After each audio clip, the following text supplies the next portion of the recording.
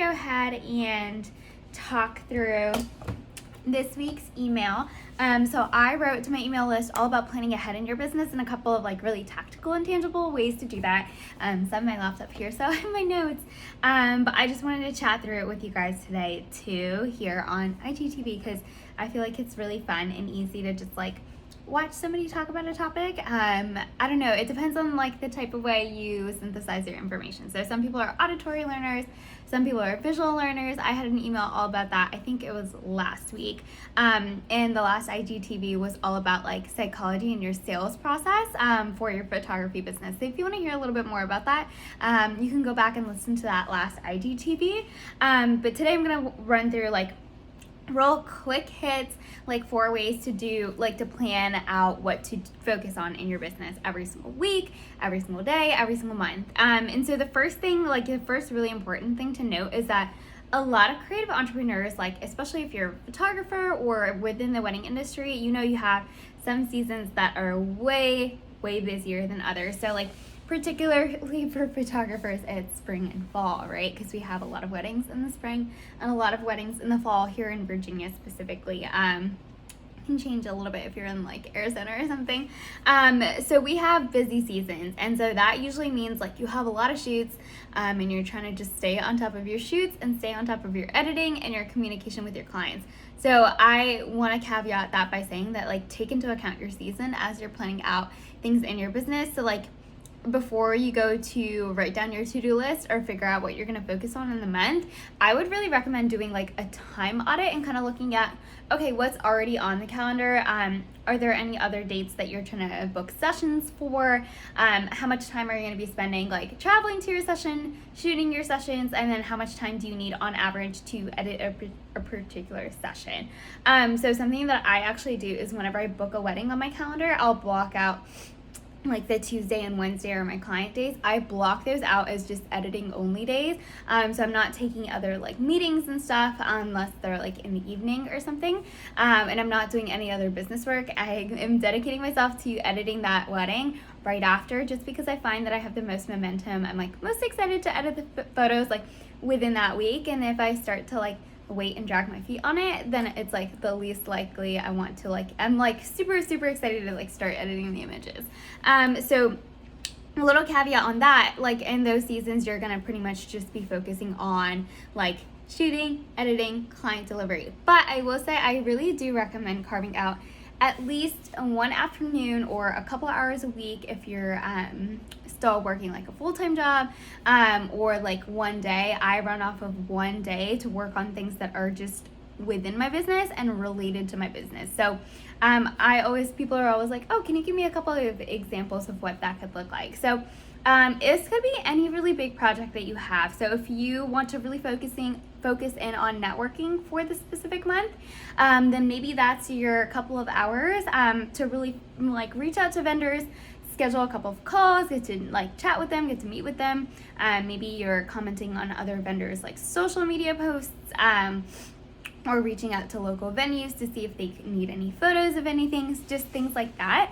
If you have a really big like website update, then those could be a couple hours that you dedicate every single week to actually working on your website so that it doesn't keep getting pushed and like stay on the back burner, but you're actually making progress on that big project of yours that is going to like eventually move your business forward. So if you've heard of the Eisenhower matrix, it's like how to kind of like prioritize your tasks. So there's like 4 different quadrants, and the top is most important and most urgent. So like most important would be those big like dream business projects that like they're not necessarily urgent tasks, and they're not necessarily like something that you have like a client deadline on per se. You might have more of like an internal deadline for those of like, oh, I'd like to get this done this quarter, or I'd like to get this done this month. But they're not super urgent. Like no one's coming after you to be like, hey, like where are those photos? Or like, where is your new website, you know?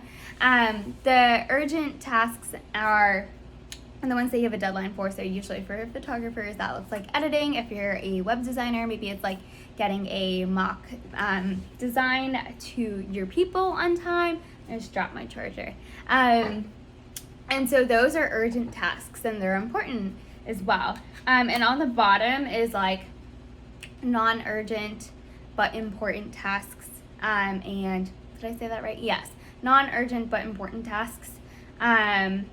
So this could be like bookkeeping in a month that's not April, or not important and not urgent tasks. And the idea is to get rid of any tasks that fall in that like one quadrant. But anyways, that's like a brief overview of the Eisenhower matrix. And the reason I bring that up is because it can be helpful to like look at everything that you have on your plate and use that matrix to figure out, okay, like of everything that seems to be calling my attention, what is the actual like important/urgent things that need to be a priority for the specific day, specific week, or specific month. But now I'm going to dive into the 4 things you can do to start getting organized and systemized within your business, to make sure that you're like proactively staying on top of like what actually needs to get done. Once you figure out what those important things are and what those urgent tasks are, this can be a really like a couple of tangible ways to make sure that you are getting that all done without stressing out about the rest of the things. So number 1 would be to make a list of any recurring tasks that you do on a weekly basis.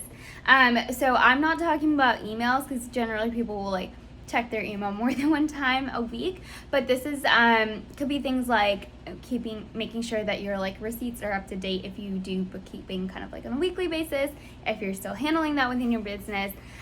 For me, this looks like making sure that I'm commenting on other vendors, social media posts, as well as my clients' social media posts, just because I like to foster that connection in that way. So this is anything that you find yourself doing pretty much every single week. Or this could be like figuring out what captions to write for Instagram, or figuring out your Instagram content or your email list content, or anything like that, if you're posting that on a regular weekly basis. So make a list of these repeated weekly tasks, and make sure that you have them down kind of on a checklist or somewhere where you can reference, so that you don't have to keep them in your brain.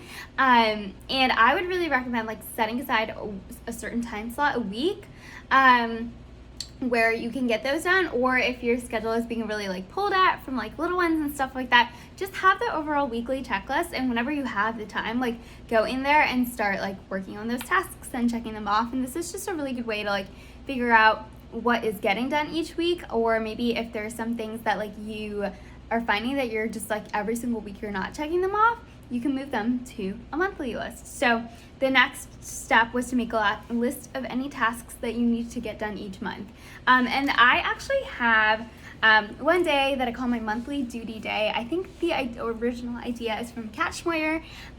She's like the queen of quarterly planning. And basically, instead of doing random tasks throughout the month that I need to do for the business, I have a whole checklist. She kind of recommends, she has a whole blog post on how to set this up in your own business if you need like a reference and a step-by-step to go through. But basically mine is just an Asana checklist. It used to be a Trello checklist, and it's all these random things that I do on a monthly basis. So for me, it's like tracking mileage for shoots, making sure that my receipts are all up to date in QuickBooks, looking at my calendar for the upcoming month, and making sure I'm blocking off any dates that I'm not available to hop on like a consult call with clients and stuff like that. Making sure the engagement sessions that I like slots that are open are actually like reflective of what I have coming up for the month. I'm like pulling these from the top of my head. It's like paying sales tax. I pay sales tax on a monthly basis. So just like little random tasks like that, instead of like trying to remember these all throughout the month, I just have one day where I'm like, okay, I'm just gonna run through all these tasks. Now it usually takes like an afternoon or a morning. And the thing is, I don't put just business tasks. I also put personal tasks on there, like switching up my contacts, because if I don't have a reminder to do that, I'm gonna forget, and I'd rather get all of them all out of the way on a monthly basis so I don't have to waste brain space figuring out if I did something personal or business. So have a recurring checklist of things that you need to do on a monthly basis, and then block out time to do that on a monthly basis. And then the third one was to make a list of any big projects that you need to carve out time for every single quarter. And then the biggest tip of all is to pull out either your calendar or your planner. If you're digital, pull out your Google Calendar or your Apple Calendar, whatever you use to manage your time.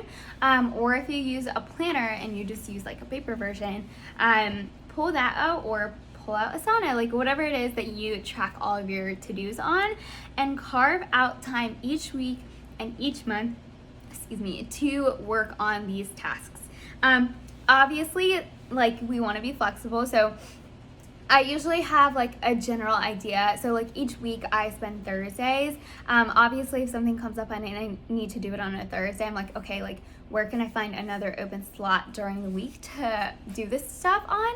And for me, I only schedule honestly like 4 days worth of work, so that Friday is my overflow day, so that if anything happens during the week, if I'm just like not as productive, if something gets scheduled really last minute on a Thursday and I can't do anything about it, then I still have time on Friday to like get this done every single week. And then for on a monthly basis, I generally choose the last Wednesday or Thursday of the month to work on my monthly tasks. If I have like a wedding the prior weekend, and that Wednesday is gonna go to editing, then I'll move it for Thursday morning.